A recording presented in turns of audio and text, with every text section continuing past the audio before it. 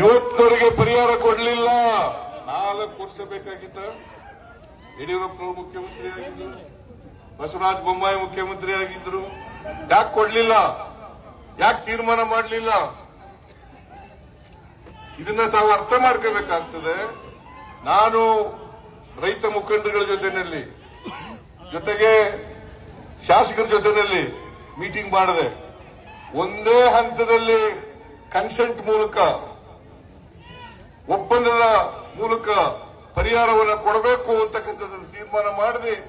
1 ಎಕರೆ ತರಿ ಜಮೀನಿಗೆ, ನೀರಾವರಿ ಜಮೀನಿಗೆ 40 ಲಕ್ಷ ರೂಪಾಯಿಗಳು, ಕುಸ್ಕಿ ಜಮೀನಿಗೆ, ಒಣ ಭೂಮಿಗೆ 30 ಲಕ್ಷ ರೂಪಾಯಿಗಳು. ಅದನ್ನು ಸುಳ್ಳು ಹೇಳ್ತಾರೆ ಬಿಜೆಪಿಯವರು. ಬಜೆಟ್ ನಲ್ಲಿ ದುಡ್ಡೇ ಇಟ್ಟಿಲ್ಲ. ದುಡ್ಡಿಟ್ಟಿದ್ದೇನೆ.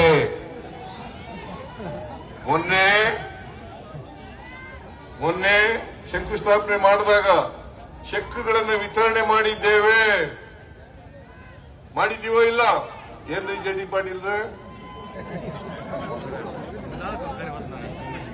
ಈ ವರ್ಷ ಎಷ್ಟು ದುಡ್ಡು ಆಗ್ತದೆ? ಯಾರ್ಯಾರು ಮುಂದೆ ಬರ್ತಾರೆ ಕನ್ಸೆಂಟ್ ಆಗಿ ಜಮೀನನ್ನು ಕೊಡ್ಲಿಕ್ಕೆ, ಅವರೆಲ್ಲರಿಗೂ ಕೂಡ ಹಣ ಕೊಟ್ಟೇ ಕೊಡ್ತೀವಿ, ಪರಿಹಾರ ಕೊಟ್ಟೇ ಕೊಡ್ತೀವಿ. ಬಿಜೆಪಿಯವರು ಅಧಿಕಾರದಲ್ಲಿ ಇದ್ದಾರಲ್ಲ, ಕೇಂದ್ರದಲ್ಲಿ ಅಧಿಕಾರದಲ್ಲಿ ಇದ್ದಾರಲ್ಲ, ಇವತ್ತಿನವರೆಗೆ ಗೆಜೆಟ್ ನೋಟಿಫಿಕೇಶನ್ ಮಾಡಿದಾರ? ಗೆಜೆಟ್ ನೋಟಿಫಿಕೇಶನ್ ಮಾಡಿದ್ದಾರೆ ಅಂದ್ರೆ 13 ವರ್ಷಗಳಾಯ್ತು. 13 ವರ್ಷ ಆಯ್ತು ಗೆಜೆಟ್ ನೋಟಿಫಿಕೇಶನ್ ಮಾಡಲಿಲ್ಲ. ನಾನು DK ಶಿವಕುಮಾರ್ ಅನೇಕ ಸಾರಿ ಭೇಟಿ ಮಾಡಿದ. ಇವತ್ತಿನವರೆಗೆ ಗೆಜೆಟ್ ನೋಟಿಫಿಕೇಶನ್ ಮಾಡಲಿಲ್ಲ.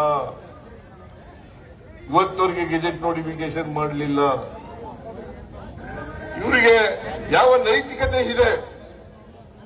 ನಮ್ಮನ್ನ ಪ್ರಶ್ನೆ ಮಾಡಲಿಕ್ಕೆ ಯಾವ ನೈತಿಕತೆ ಇದೆ? ಇವ್ರಿಗೆ ಯಾವುದೇ ನೈತಿಕತೆ ಇಲ್ಲ. ಆದ್ರಿಂದ ಬಿಜೆಪಿಯವರು ಇದಾರಲ್ಲ, ಬರೀ ಬುರುಡೆ ದಾಸರು, ಸುಳ್ಳೆ ಅವ್ರ ಮನೆ ದೇವರು, ಸುಳ್ಳೆ ಮನೆ ದೇವರು. ಆದ್ರಿಂದ ನೀವೆಲ್ಲರೂ ತಿಳ್ಕೋಬೇಕು, ಕಾಂಗ್ರೆಸ್ ಪಾರ್ಟಿ ಮಾತ್ರ ಎಲ್ಲ ಜಾತಿ ಜನರು, ಎಲ್ಲ ವರ್ಗದ ಜನರು, ಎಲ್ಲ ಧರ್ಮದ ಜನ ಪರವಾಗಿರ್ತಕ್ಕಂಥ ಪಕ್ಷ ಯಾವುದಾದ್ರೂ ಇದ್ರೆ ಅದು